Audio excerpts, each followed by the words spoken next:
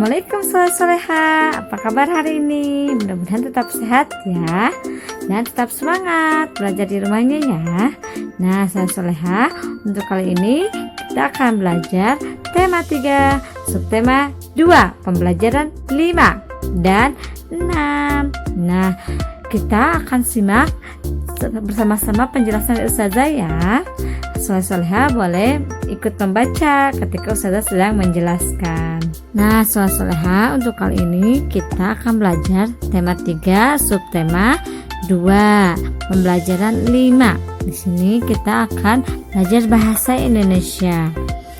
Menceritakan kembali informasi dari teks tentang wujud benda. Nah sebelumnya Soleha sudah belajar belum?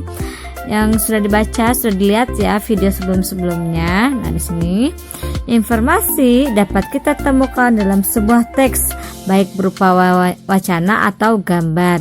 Kita dapat menemukan informasi dengan cara membaca atau menyimak teks yang disajikan. Kita dapat mencatat informasi penting dari sebuah teks.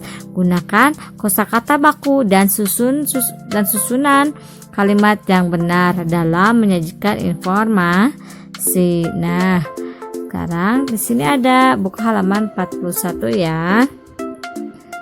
Nanti soal-soalnya dibaca dulu teksnya, kemudian diisi. Nah, di sini diisinya di buku tulis ya, biar tulisannya lebih rapi dan jawabannya lebih jelas. Lanjut, kita belajar halaman 41 yaitu tentang PKN, tentang arti penting gotong royong. Apakah kamu pernah melihat berita tentang banjir? Biasanya setelah banjir surut, lumpur dan sampah menumpuk di jalan maupun di rumah-rumah warga. Jika tidak segera dibersihkan, sampah dan lumpur tersebut dapat menjadi sumber penyakit.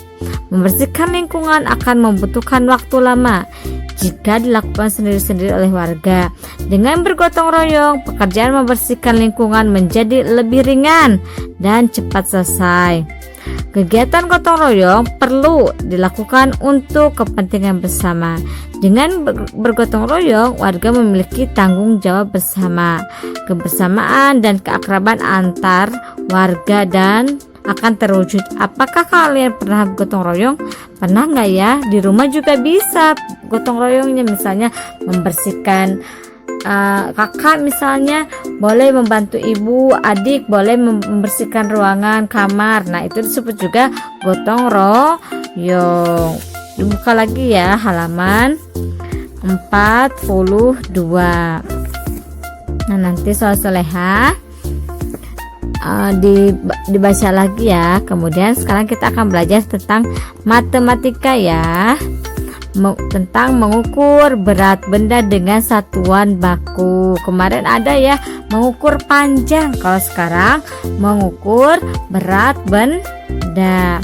Di kelas 2 kita telah mempelajari cara melakukan pengukuran berat dan satuan baku yang digunakan.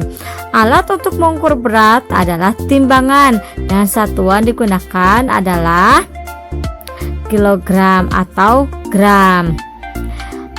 Ada timbangan duduk yang umumnya digunakan untuk menimbang tepung, telur atau gula. Timbangan pasar digunakan untuk menimbang buah atau cabai. Neraca untuk menimbang perhiasan. Timbangan badan untuk menimbang berat badan. Perhatikan contoh menimbang gula menggunakan timbangan duduk di samping. Nah di sini ini ada timbangan duduk, biasanya ada di warung, ada di pasar. Kemudian di sini ada timbangan sama timbangan duduk juga ya. Nah ini juga sama.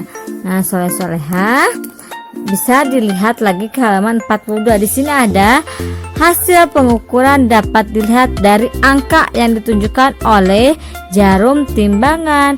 Jadi di sini ada berat gula pasir tersebut adalah di sini sedang menimbang gula pasir. Dilihat jarumnya nih. Jarumnya ke angka 500, berarti berapa? 500 gram. Seperti itu soleha. Nanti soleha bisa dilihat juga di sini nih, ada nih kilogram. Tinggal dituliskan di sini, gampang sekali. Di sini juga ada nih kilogram dan gramnya berapa. Di sini juga sama, dilihat angkanya seperti itu ya. Soleha boleh mengerjakan nanti di buku paket. Kalau yang tidak punya, kerjakannya di buku tulis saja. Kemudian buka halaman 44. Kita akan belajar bahasa Indonesia lagi. Menuliskan laporan hasil pengamatan wujud benda dalam bentuk bagan. Sebuah laporan hasil pengamatan dapat disajikan dalam bentuk gambar. Selain itu, sebuah laporan hasil pengamatan juga disajikan kembali dalam bentuk bagan. Bagan merupakan penyajian informasi berbentuk rangka. Susunan kalimat di dalam bagan harus benar. Kata-kata yang dipilih harus sesuai dengan ejaan yang disempurnakan. Nah, lanjut ke halaman 44 PKN. Nih. Arti penting hidup sederhana. Sikap hidup sederhana merupakan pilihan gaya hidup yang baik. Hidup sederhana artinya hidup sesuai kebutuhan dan tidak berlebih-lebihan. Gaya hidup sederhana adalah cerminan dari sikap rendah hati, tidak sombong, dan sikap peduli terhadap sesama. Oke, lanjut ya, buka halaman 48. Orang yang hidup sederhana akan mendahulukan kebutuhan daripada keinginan.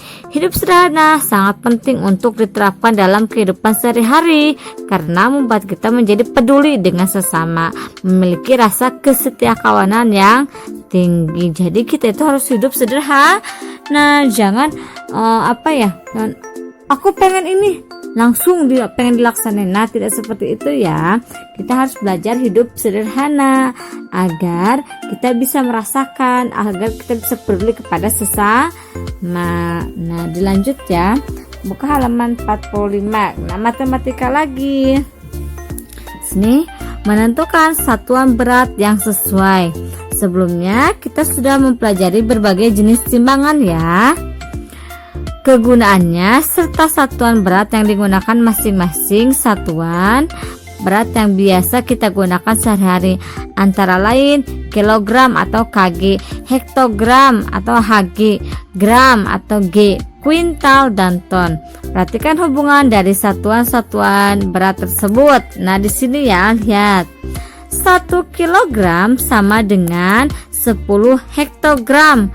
Nah, 10 hektogram itu sama dengan 1000 gram. Kemudian di sini ada lagi 1 hektogram sama dengan 100 gram. Kemudian di sini ada 1 kuintal sama dengan 100 kilogram. 100 kilogram sama dengan 1000 hektogram. 1 ton sama dengan 10 kuintal. 10 kuintal sama dengan 1000 kilogram. Seperti itu, soleha. Nah, nanti soleha boleh mengerjakan tugas-tugas yang sudah ustazah jelaskan. Nah, di sini soleha nanti mengerjakan tugas-tugasnya pasti ustazah akan share kepada kalian ya. Nah, seperti itu penjelasan dari ustazah. Mudah-mudahan soleha bisa pahamnya apa yang sudah ustazah jelaskan. Nah, untuk itu nanti ustazah akan share tugas-tugas yang harus soleha kerjakan. Tetap semangat dan jaga kesehatan. Assalamualaikum warahmatullahi wabarakatuh.